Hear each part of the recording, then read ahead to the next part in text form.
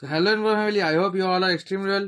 So আজকে আমি তোমাদের যেটা ডিসকাস করবো সেটা হচ্ছে টিএফডব্লিউ টিউশন ফি ওয়েভার এই স্কিমটা নিয়ে কি কি ডিটেলস মানে যা যাবতীয় ডিটেলস আছে, মানে ফি স্ট্রাকচারে কি কি তোমার হতে পারে এবং কি কি ছাড় আছে কি না আছে সমস্ত কিছু তোমাদের ডিটেলসে এই ভিডিওটা আলোচনা করবো। তো আশা করছি ভিডিওটা তোমাদের কাছে খুবই হেল্পফুল হবে। যারা নিউ এবার ক্যান্ডিডেট মানে যারা 12 অ্যাপিয়ার করছো তাদের জন্য এই ভিডিওটা কিন্তু খুবই ইম্পর্টেন্ট হতে চলেছে। তাই ভিডিওটা রিকোয়েস্ট করবো তোমাদের প্রথম থেকে শেষ পর্যন্ত দেখার, যাতে তোমরা সমস্তটা ক্লিয়ারভাবে বুঝে যাও। তো চলো আজকে ভিডিওটা শুরু করি, তোমরা সমস্তটা দেখতে থাকো। তো দেখো এখানে লেখা আছে এটা কিন্তু 2024 সালের ইনফরমেশন বুলেটিন থেকে নেওয়া, আমি কিন্তু কোনোটাই 2023 থেকে নিচ্ছি না, তাই ইনফরমেশনগুলো একদম ট্রুলি ঠিক আছে। তো আমি তোমাদের ব্রিফলি আলোচনা করে দিচ্ছি কি কি মানে তোমাদের বলেছে। তো দেখো দেখতে হচ্ছে এখানে টিউশন ফি ওয়েভার লেখা আছে, tuition fee waiver scheme, availability of seats under tuition fee waiver. কতগুলো সিটস অ্যাভেলেবেল থাকে টিএফডব্লিউ ক্যান্ডিডেট হিসেবে। ধরো তুমি একটা কোনো কলেজে ভর্তি হতে চলেছো, সেই কলেজে এতগুলো সিট আছে, তার মধ্যে কতজন তোমার টিএফডব্লিউ পাবে সেটা তোমার এখানে বলে দেওয়া আছে। দেখো এখানে লেখা আছে the government of West Bengal has implemented the tuition fee waiver for meritorious and economically backward students. তো যারা মেরিটোরিয়াস এবং ইকোনমিক্যালি একটু ব্যাকওয়ার্ড স্টুডেন্টস আছো তাদের ক্ষেত্রে মানে ওটা আর কি বলা হয়েছে, তো তাদের ক্ষেত্রে আর কি এই টিএফডব্লিউটা অ্যাপ্লিকেবল হয়ে যাবে। The students must be domicile in West Bengal, যারা ওয়েস্ট বেঙ্গলে ডোমিসাইল মানে ওয়েস্ট বেঙ্গলে থাকছো লাস্ট 10 ইয়ার তাদের ক্ষেত্রে এটা অ্যাপ্লিকেবল হয়ে যাবে। And his or her total annual family income for all from all sources must be 2.5 lakhs। দেখো দেখতে পাচ্ছ এটা কিন্তু তোমাকে যারা গ্রামের দিকে থাকো মানে যারা একটু রুরাল এরিয়া তাদের ক্ষেত্রে বলি, তোমরা এটা কিন্তু বিডিওর কাছ থেকে গিয়ে মানে বিডিও বা জয়েন্ট বিডিও যিনি আছেন তার কাছ থেকে গিয়ে একটা প্রফর্মা হয়, সেই প্রফর্মা নিয়ে আমি এর পরের ভিডিওতে নেক্সট ভিডিওতে ডিসকাস করবো। তো তোমরা সেখানে যাবে এবং ওই প্রফর্মাগুলো দিয়ে তোমাকে কিছু মানে সাইন করানো থাকে যে তুমি তোমার নাম, তোমার গার্জেনের নাম এবং তোমার যে ফ্যামিলি ইনকাম এত, সেক্ষেত্রে তোমাকে ভিডিও বা জয়েন্ট ভিডিও থেকে একটা ওই সার্টিফিকেটে সাইন করে দেবে যে হ্যাঁ তোমার মান্থলি তোমার ইয়ারলি ফ্যামিলি ইনকাম হচ্ছে এই এত টাকা, মানে সেটা 2.5 lakhs-এর কম অবশ্যই। তো এটা হলেই কিন্তু তোমরা টিএফডব্লিউ পাবে। আর হচ্ছে the waiver is limited to the tuition fee only, all other fees will have to be paid by the student. মানে যেমন আমি বলি আমি একজন টিএফডব্লিউ ক্যান্ডিডেট, আমার ক্ষেত্রেই বলছি, তো সেক্ষেত্রে এখানে যেটা বলা আছে থার্ড পয়েন্টে সি পয়েন্টটায় যে টিএফডব্লিউ ওয়েভার হিসেবে তোমাকে কিন্তু সেই কলেজের যে টিউশন ফি, বুঝতে পারছো তো টিউশন ফি মানে কি, তুমি যেখানে ধরো কোনো প্রাইভেট কলেজ বা গভর্নমেন্ট কলেজই ধরো, তো সেখানে মিনিমাম যে টিউশন ফি আছে সেই টিউশন ফিটা তোমাকে দিতে হবে না। এবার দেখো যারা প্রাইভেট কলেজে ভর্তি হয়েছে, যেমন আমিও প্রাইভেট কলেজে ভর্তি হয়েছি, তো সেক্ষেত্রে এবার ওই ব্যাপারটা একটু আলাদা ছিল যে হ্যাঁ আমি কেন প্রাইভেট কলেজে ভর্তি হয়েছি, তো সেটা না হয় পরে কোনোদিন আমি ডিসকাস করবো। তো যাই হোক, তো সেক্ষেত্রে ধরো তোমার প্রাইভেট কলেজে তোমাদের যে টিউশন ফিটা, তো সেটা অবভিয়াসলি বেশি, বুঝতেই পারছো।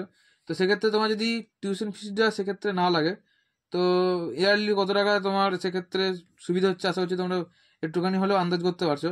তো ধরো কোনো কলেজে টিউশন ফি 40,000, তো সেক্ষেত্রে সেই 40,000 তুমি যদি পার 6 মান্থ যদি তোমার মানে না লাগে, তো সেক্ষেত্রে যারা আমরা ইকোনমিক্যালি একটুখানি উইক আছি, একটু ব্যাকওয়ার্ড স্টুডেন্টস আছি, তো তাদের ক্ষেত্রে সেটা একটু সুবিধাজনক।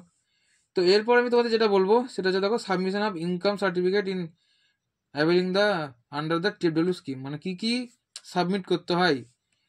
আচ্ছা ওখানে লেখা আছে দেখো এ পয়েন্টে candidate must produce the income certificate as per the pro forma, যেটা বললাম প্রফর্মা, সেই প্রফর্মাটা কি করতে হবে কি না করতে হবে সব আমি ডিটেলসে নেক্সট ভিডিওতে আমি তোমাদের ডিসকাস করে দেবো। তোমরা কিন্তু এই ভিডিওটা আমাদের চ্যানেলের প্রত্যেকটা ভিডিও লাইন বাই লাইন এবং আমি যা বলছি সেগুলো একটু ভালো করে শোনার চেষ্টা করো, তোমরা বুঝে যাবে যে কি কি মানে আমি বলতে চাইছি এবং কিভাবে কি তোমরা করবে। তারপরে যদি কিছু প্রবলেম থাকে তো অবশ্যই নিচে কমেন্ট বক্সে তোমরা কমেন্ট করে জানিও, তোমাদের প্রত্যেকের হেল্প আমি করে দেবো।